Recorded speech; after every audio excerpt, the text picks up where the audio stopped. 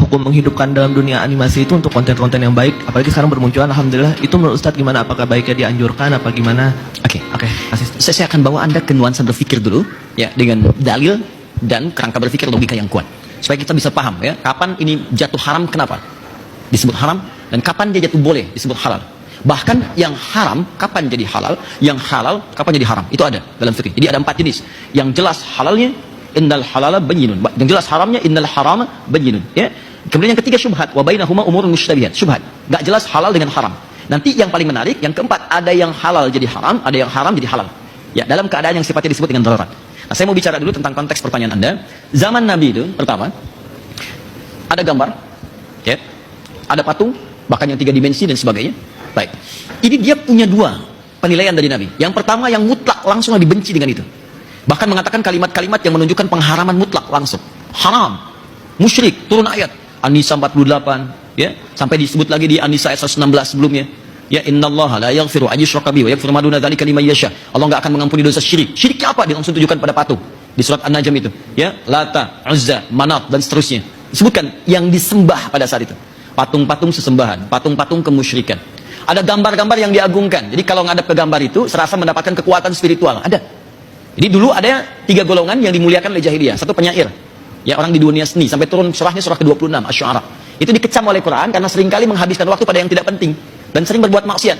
Misal ayat 224 Quran surah ke-26, wasyu'ara'u yattabi'uhumul ghawun. Ayat 225-nya, alam tara annahum fi kulli wadin yahimun. Para penyair itu, orang yang pembuat lirik-lirik, ya, seni-seni di masa itu jahiliyah, dia sering menghabiskan waktu pada yang tidak berguna, kata Allah. Pergi ke lembah-lembah, sampai lupa dengan istri, lupa dengan anak, lupa dengan keluarga, cuma nyari inspirasi. Setelah datang ilham, kadang minta bantuan jin, balik lagi bikin lirik. Terus cuma disampaikan aja jadi angan-angan. Maka dikenal Imrul Qais, ada Al-Khutai'ah, Nabi Guh Az-Zibyani. Bikinlah karya-karya yang paling hebat, dituliskan kemudian dengan tinta emas, ditempelkan di Ka'bah, disebut mu'allaqat, mu'allaqatus sab'ah. Contoh Imrul Qais, kifana fi min dzikri habibin wa manzili bi saqtili wa baina dakhuli fa haumali, tempel. Nanti di masa Islam diganti ini dengan kain kiswah, dituliskan dengan Al-Qur'an dengan tinta emas sampai sekarang. Yang paling menarik, ketika mereka berperilaku ini, Quran tidak langsung mengecam sampai di situ. Ayatnya belum selesai. Sampai ayat 227-nya langsung muncul kalimat illal ladzina amanu wa amilus shalihat. Kecuali penyair-penyair beriman yang dia membuat lirik-lirik menjadi amal saleh. Maka muncul Hasan bin Thabit, di sana membuat ejekan tentang Islam, di sini membuat puisi membela Islam. Di sana bikin lirik mencela Islam, di sini bikin lirik kemudian memuji Nabi, memuji Allah dan mempertahankan Islam. Dan itu diakui oleh Al-Qur'an, ditetapkan sebagai syairun Nabi, pujangganya Nabi sallallahu alaihi wasallam. Artisnya Nabi. Oke, sisi lain ada langsung bidang-bidang tadi, gambar, ya, kemudian patung.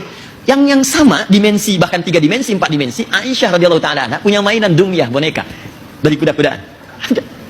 Sebagian yang gambar-gambar gak elok, Nabi bilang ini tutup nih, buang Aisyah. Tapi yang lain, kata Nabi, gak apa-apa, pakai aja. Ini artinya, ada yang dibolehkan, ada yang tidak. Maka ulama fikih mengatakan, ketika tidak dibolehkan, sifatnya diturunkan. Semua sifat ini, walaupun wujudnya beda, bentuknya tidak sama. Zaman jahiliyah gak ada animasi, ya? Yang ada real, nyata. Sekarang ada, tapi sifatnya sama. Sifatnya kemusyrikan, film kartun, tapi dikenalkan dengan unsur agama lain, dibawa jadi pahlawan, tapi isinya ajakan untuk menyembah kepada, maaf ya, kepercayaan lain dan sebagainya. Itu gak boleh, haram hukumnya. Tapi sisi lain, kalau yang Anda kerjakan pada nilai kemuliaan, dan itu jadi wasilah yang sangat efektif untuk menerangkan nilai keislaman, maka hukumnya naik, jadi boleh mubah, bahkan sunnah. Ketika itu bisa digunakan dan tidak ada yang lain. Bikin pejuang Islam, bikin cerita tentang Zaid bin Thabit, bikin cerita tentang Usamah bin Zaid, bikin cerita tentang Khalid bin Walid, bikin animasi. Ya, ada Upin Ipin sekarang, ada Nusarara, ada macam-macam. Silahkan kembang. Saya termasuk yang condong kepada pendapat ini, dia boleh digunakan dan dalilnya sangat kuat di situ. Sah hukumnya. Jelas ya? Ya, kalau ada orang yang berpendapat berbeda, jangan dicela, dihormati aja. Gak apa-apa, Anda dengan pendapat Anda, saya hormati. Tapi kan Anda tidak perlu mencela saya. Jangan sampai perbedaan pendapat itu menghalangi Anda minum teh bersama. Jelas ya? Doakan sudah. Apa yang mau dicapai? Apa puas dengan hanya ngajak orang maksa ikut saya? Terus apa yang mau dicapai? Anda ngajak, tapi saya nggak suka. Kata Buya Hamka, itu munafik yang paling dalam. Diajak ke sebuah tempat agama, tapi mengingkarinya. Ya, ikutan ke tempat agama lain, tapi kita ingkari. Itu kata Buya Hamka, hipokrit yang paling dalam. Sama dengan Anda maksa orang, tapi dia nggak suka dengan Anda, untuk apa? Kita hargai kan? Saya ada pendapat, yang penting dalil di sini. Yang kunut ada dalilnya, yang tidak kunut ada dalilnya. Yang salah yang tidak sholat subuh. Oke?